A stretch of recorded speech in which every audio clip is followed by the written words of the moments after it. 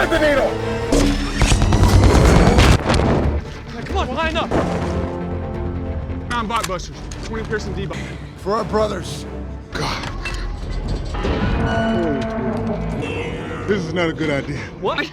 That's your target, come on! The building is going over! Hands up! Stop! Guys, Cover fire!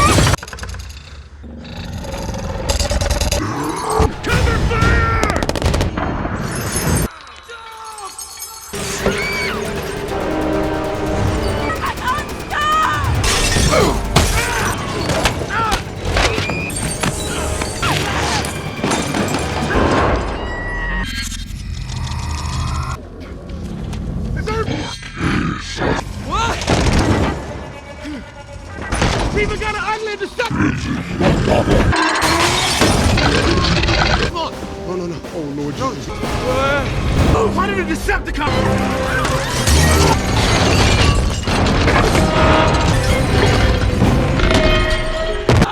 I'm dropping you on the fire escape! Oh! We gotta move!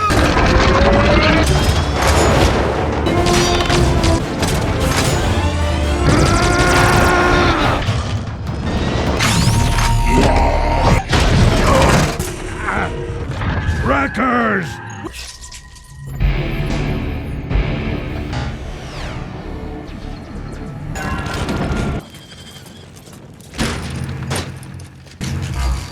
See it? Where's Sam and Carly? One thing to do, and you dropped the banana crab, man. This is... He's after me next. to run! Thought you were working for us.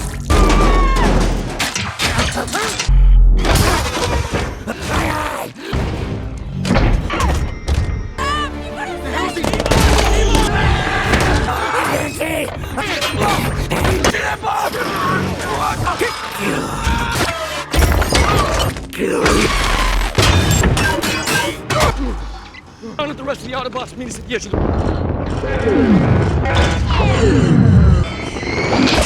I can do. Tomahawks are inbound. Captured. No sign of Optimus. We can't get... Try getting into the... See if you can hack into the... Got a 10-man seal element, sir. Toss. Get off me! Let's go full auto. The vibration. Doomed you are, Auto. You happy about something? Oh, we're gonna screw this ship up. But not for me, I mean... Marching over us!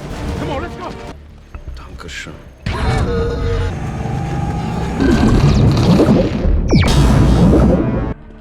Prisoners, all business, but now it's personal. Do you understand me? Bayhem is... Wait! I mean... Him.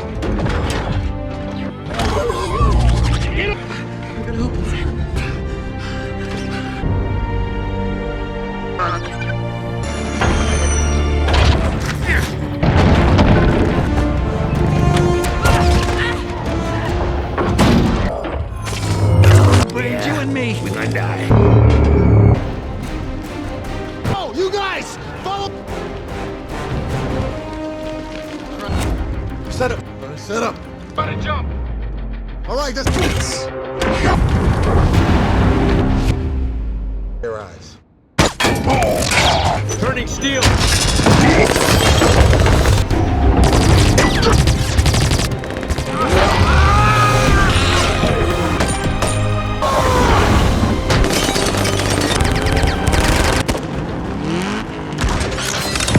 It's our world!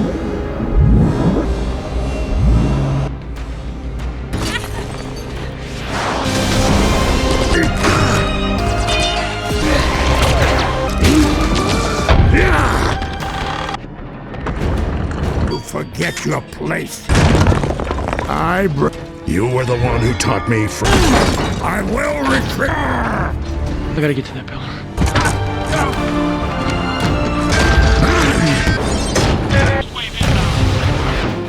Got a cover for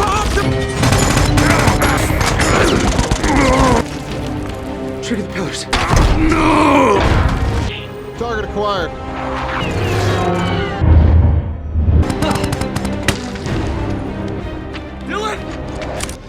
There's only one future.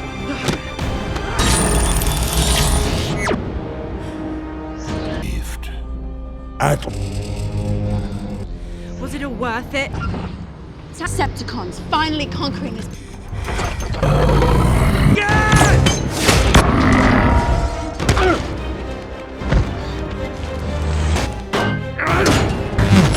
Our planet. We were gods once.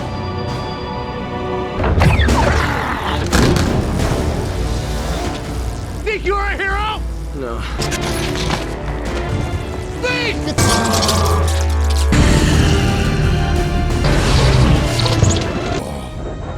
We need. Who would you? Still us. All I betray.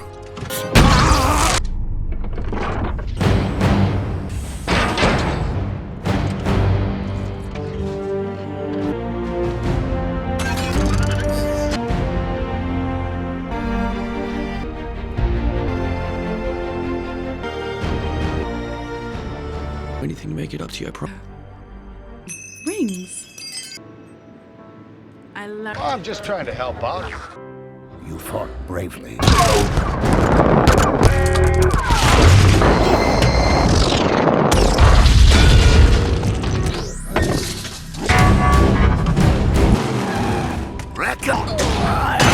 Now understand. On. For today. Oh, your ship blow up. We were hidden in the first but were nowhere. Yeah, no. Win this war. Our only chance is the. Is on approach to Trump Tower. Sam's headed into that. So you can fly this thing, right? The humans killers will reach their launch position. He builds Cybertron that our eyes to remember. Oh, I'm so sick of this. I'm just sick.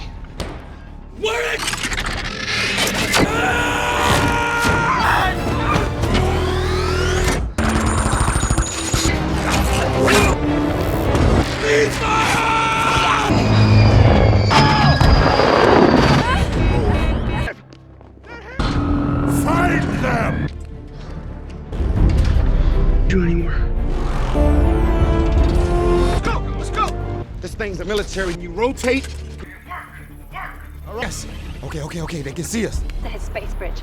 They're on top of a building on the Pillar. You have to shoot down the pillar. Building and on that drone. It's cupola. All right. Route ahead. Let's roll.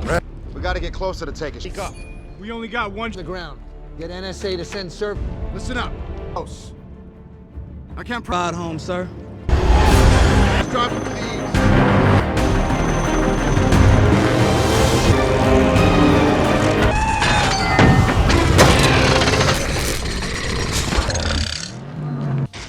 Shockwave. You got that right. You guys draw his fire. Great invention for kick grapple gloves.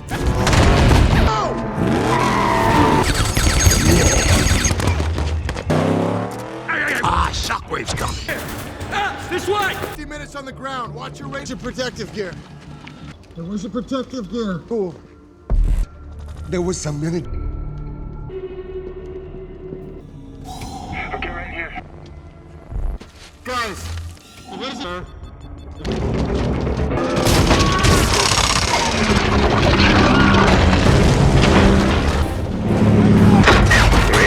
Heavy weapons on! Get the heavy weapon! What was that thing? Why was he I'm a long lot.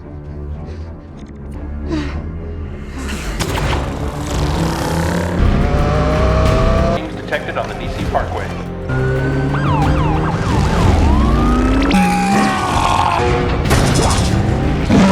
You gotta get Sentinel out of here.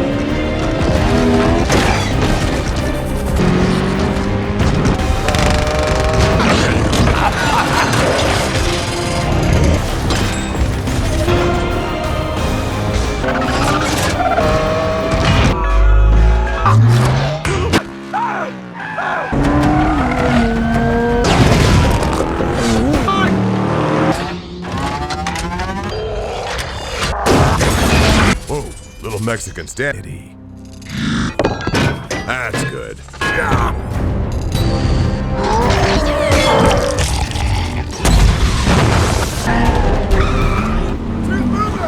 Get him locked up inside. Consider Autobot Brothers is we made. I hereby discharge.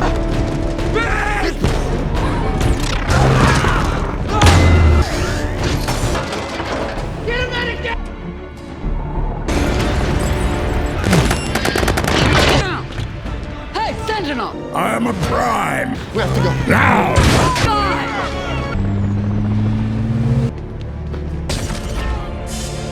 Yeah, take a look, Optimus. Come on, let's go. Hey guys, today we're diving headfirst into the metallic, explosive world of Transformers, Dark of the Moon, where giant robots punch each other and Earth is, as usual, in a bit of a pickle. We kick things off with a rather monumental secret from Earth's own past. The space race of the 1960s wasn't just about beating the Soviets to the moon. Oh no, there was a far more interstellar reason. Back in '61, a Cybertronian spacecraft, the Ark, carrying a critical piece of Autobot history and a ton of destructive potential, crash lands on the dark side of the moon. The US, with its super-secret squirrel spy tech, detects the impact. This, of course, sets President Kennedy on a path to beat the USSR to the lunar surface, not for prestige, but to investigate this alien wreck. Fast forward to July 1969, Neil Armstrong and Buzz Aldrin aren't just planting flags. They're essentially interstellar archaeologists stumbling upon the downed Ark and its mysterious cargo. What a cosmic reveal, right? I put a lot of work into these, so if you like what you see, a like and a subscribe is always appreciated. No worries if not. So we fast forward a bit and find our favorite former world saver, Sam Witwicky, struggling with a post-college existential crisis. Saving the universe from giant transforming robots isn't exactly a marketable skill on a resume, apparently. He's got a fancy medal from Obama, which is probably great for bragging rights at parties, but sadly, it doesn't pay the rent. He's shacked up with his new, impossibly attractive girlfriend, Carly, who drives a Mercedes and works at a gallery. It's a classic case of guy saves the world, still can't get a job, the Autobots. Meanwhile, are now Earth's public, if slightly misunderstood, protectors. Working alongside the human military organization, Nest, Optimus Prime and his crew are essentially glorified UN peacekeepers, which, given their track record of turning cities into scrap metal, feels a little optimistic. While Sam is busy trying to figure out LinkedIn, the Autobots are on a more pressing mission, investigating a peculiar energy signature emanating from the forbidden zone of Chernobyl. Because, you know, what's a little radiation when there are alien secrets to uncover? Optimus Prime, joined by our favorite human military liaisons, Colonel Lennox and Robert Epps, delves into the ruins. They discover a truly massive, cylindrical piece of technology, clearly alien and radiating some serious cosmic vibes.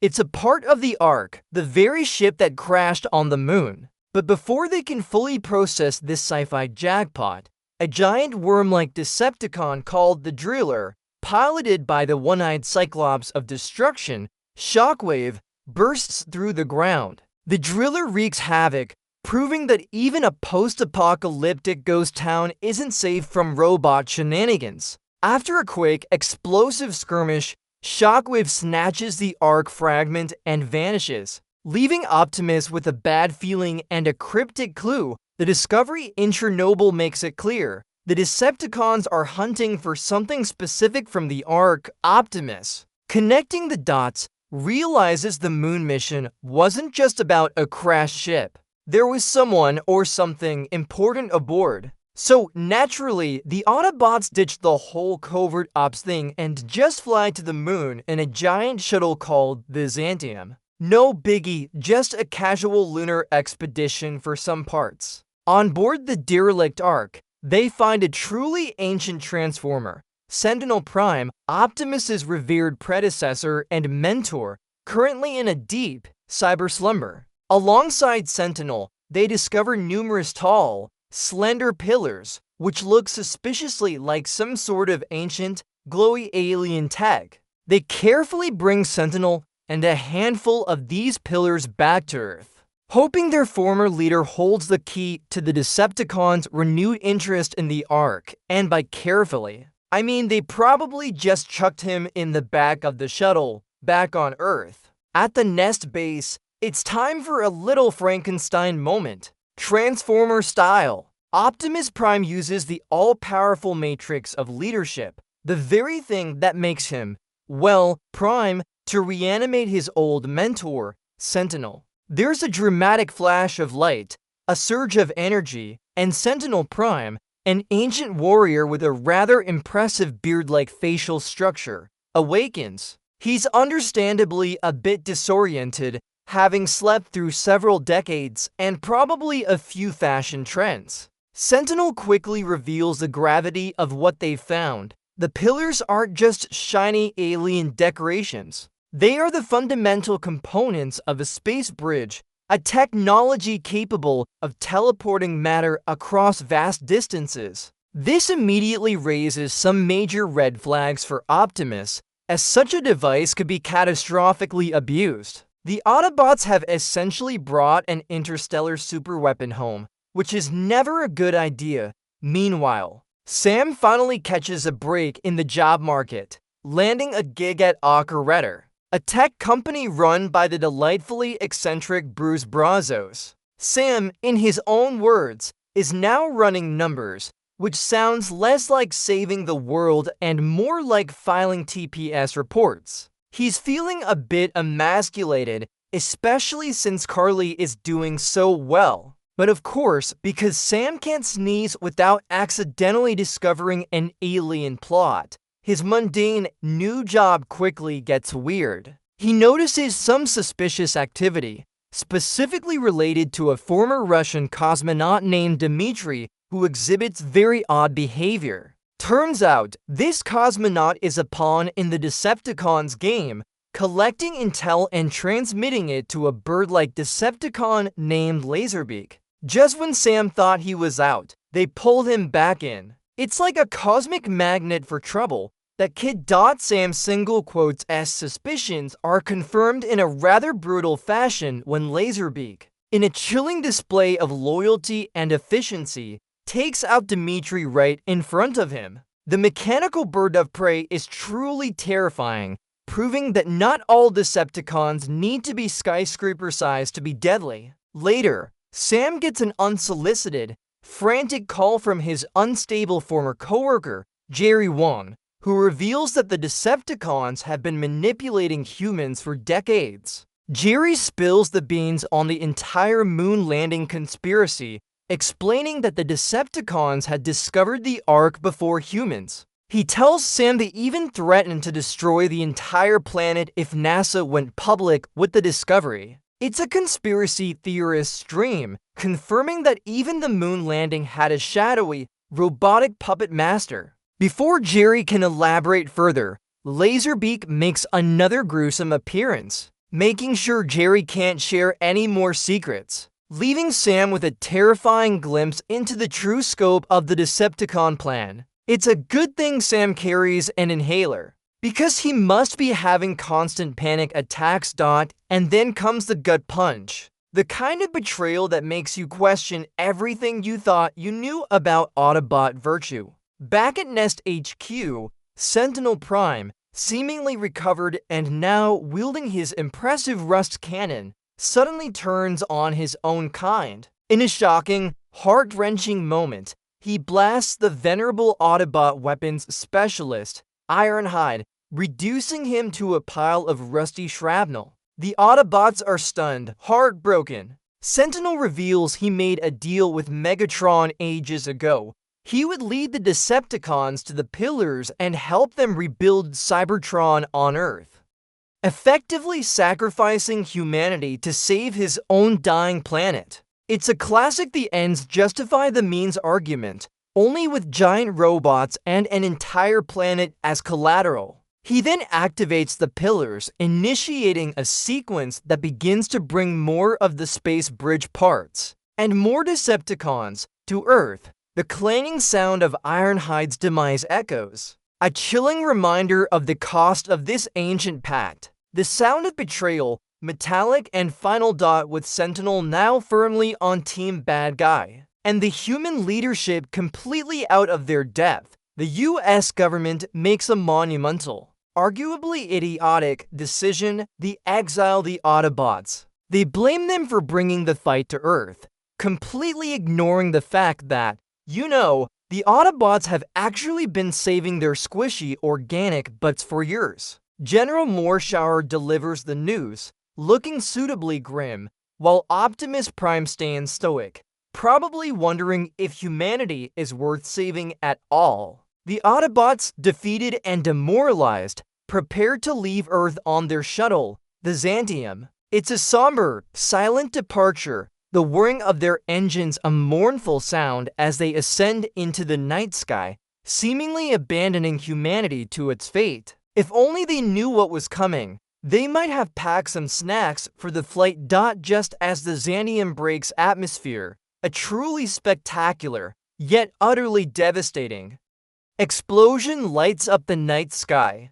The Autobots are seemingly gone, annihilated in a fiery cosmic blast. Humanity watches in horror, believing they've just witnessed the end of their alien protectors. But oh, how wrong they were! This was all part of the Decepticon plan. Sentinel's space bridge activates fully, tearing open portals across the globe, and through them pour hundreds, no, thousands of Decepticon ships. Their target, Chicago. The city quickly becomes ground zero for a full-scale alien invasion, a chaotic symphony of explosions, screams, and metallic footsteps. Megatron, looking less than his usual shiny self but still menacing, leads the charge. The clanging of robot feet on concrete, the shattering of glass, the roar of engines, it's an auditory assault, signifying that the real party has just started and humanity isn't invited,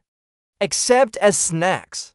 Chicago rapidly transforms into a war zone, a twisted metal playground for the Decepticons. Buildings crumple with the sound of snapping steel and shattering glass. Streets become trenches and civilians are hunted down like prey. The Decepticons aren't just destroying, they're strategically positioning the space bridge pillars all over the city, setting the stage for their grand, terrifying plan to teleport their dying homeworld, Cybertron, directly into Earth's orbit. This isn't just an invasion, it's a planetary makeover, and Earth is definitely getting the short end of the stick. Sam and Carly, caught in the terrifying urban combat, barely escape with their lives, dodging laser fire and falling debris. The screams of the innocent, the thud of giant robot feet, the terrifying metallic shriek of Laserbeak hunting from above, it's a sensory overload of pure,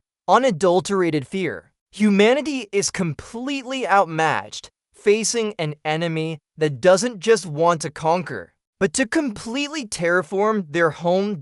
Just when things couldn't get any bleaker. When Chicago looked like a metal smoothie and hope was a distant memory, a familiar, glorious roar slices through the chaos. The Autobots weren't destroyed. It was a brilliant, albeit risky, ruse to fool Sentinel Prime. Their shuttle, the Xantium, was indeed destroyed, but the Autobots hid inside the booster rockets.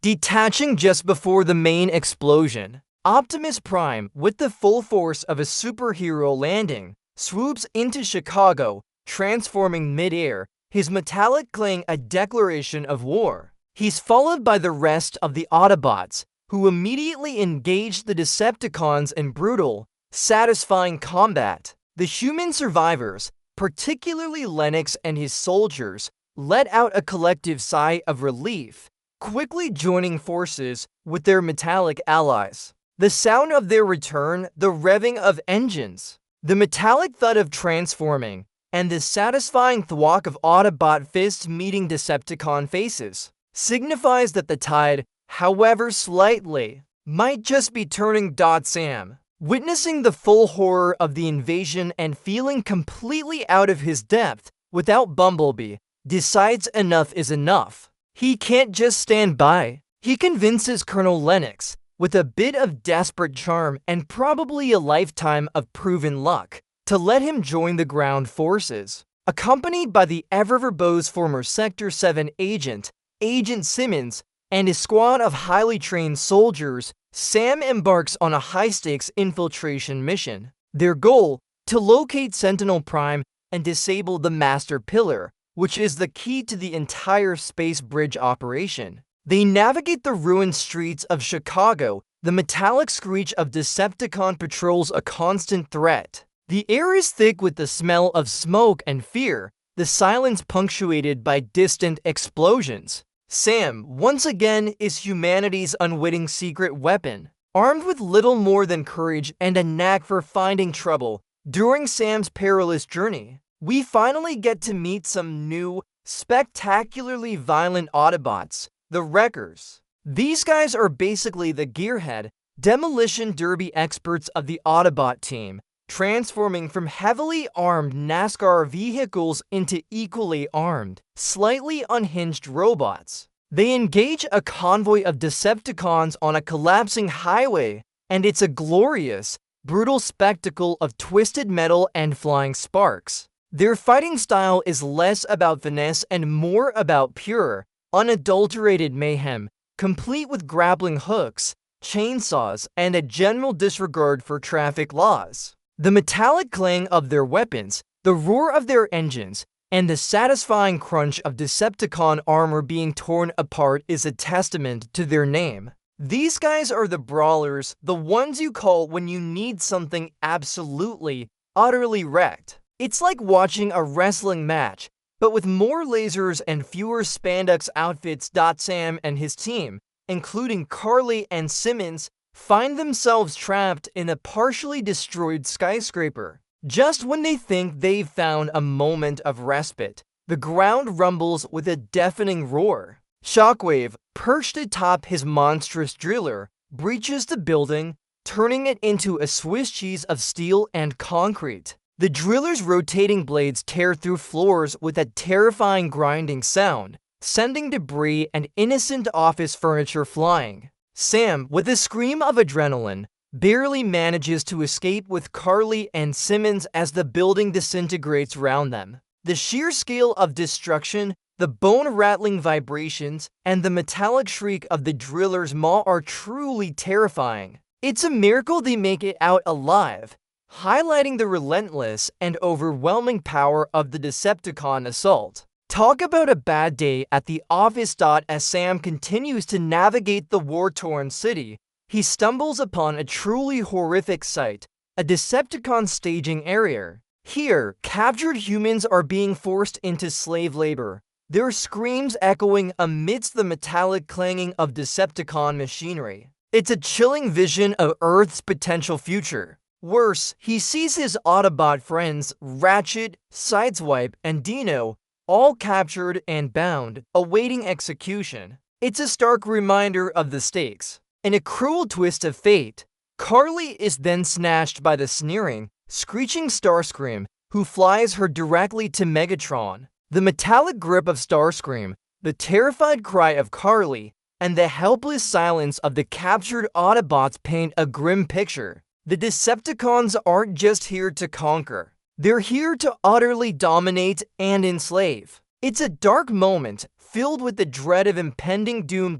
In a moment of brilliant, if chaotic, ingenuity, Sam manages to get his to pint-sized Autobot allies, the perpetually bickering brains and wheelie, onto a massive Decepticon battleship. These two are essentially the Transformers' version of Lock, Stock, and to smoking barrels, but much smaller and with more cursing. Their mission, to cause as much internal damage as possible. With their tiny, agile forms, they infiltrate the ship's wiring and systems, cutting vital cables with a satisfying snip and generally causing mechanical mayhem. The ship's internal groaning and sparking indicate their work is having an effect, leading to critical system failures and a general sense of confusion for the Decepticons. It's a testament to the fact that even the smallest cogs can throw a wrench into the largest machines, especially when those cogs are wisecracking robots with a penchant for anarchy. Their metallic skittering and frantic whispers are a small beacon of hope in the overwhelming noise of war. As Sam and his team press forward towards the Master Pillar, they face an insurmountable obstacle, a horde of Decepticons guarding the crucial objective. It's a seemingly hopeless situation, but Colonel Lennox, ever the hero, steps up. He leads his human soldiers in a daring, almost suicidal, charge, drawing the Decepticon fire and attention away from Sam's infiltration route. The crack of gunfire, the heavy thud of soldier boots against shattered concrete, and the deafening roar of explosions as Decepticon fire rains down on their position create a chaotic but vital diversity.